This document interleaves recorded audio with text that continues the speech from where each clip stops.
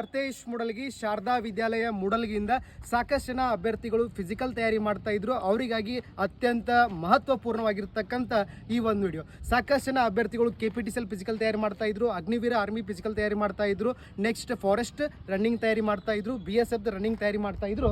ಆದರೆ ಸಾಕಷ್ಟು ಜನಕ್ಕೆ ಈ ರೀತಿಯಾಗಿ ನೈಟ್ ಫಾಲ್ ಆಗ್ತಾ ಇತ್ತು. ಈ ನೈಟ್ ಫಾಲ್ನ ಯಾವ ರೀತಿಯಾಗಿ ಕಂಟ್ರೋಲ್ ಮಾಡ್ಕೋಬೇಕು ಅನ್ನೋದನ್ನ ಇವತ್ತಿನ ದಿನ ಈ ಒಂದು ವಿಡಿಯೋದಾಗ ಹೇಳ್ತಿರ್ತೀವಿ.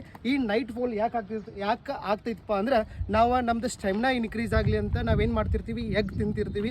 ಎಗ್ಗನ್ನು ಹೆಚ್ಚಿನ ಪ್ರಮಾಣದಾಗ ತಿನ್ನೋದ್ರಿಂದ ಹೀಟ್ ಆಗ್ತದೆ. ಹೀಟ್ ಆದಾಗ ಕೂಡ ನಮ್ದು ನೈಟ್ ಫಾಲ್ ಆಗ್ತಿರ್ತದೆ. ಅದೇ ರೀತಿಯಾಗಿ ನಾವು ರಾತ್ರಿ ಮಲ್ಕೋತ್ ಮುಂದೆ ಕರೆಕ್ಟಾಗಿ ನೀರು ಕುಡಿದ ನಂತರ ಯೂರಿನ್ ಪಾಸ್ ಮಾಡಲ್ದೆ ನಾವೇನಾದರೂ ಡಬ್ ಮಕ್ಕೊಂಡು ಅಂದ್ರೆ ಅವಾಗೂ ಕೂಡ ನಮ್ದು ಏನಾಗ್ತಿರ್ತದಪ್ಪ ಅಂದ್ರೆ ನೈಟ್ ಫಾಲ್ ಆಗ್ತಿರ್ತದೆ.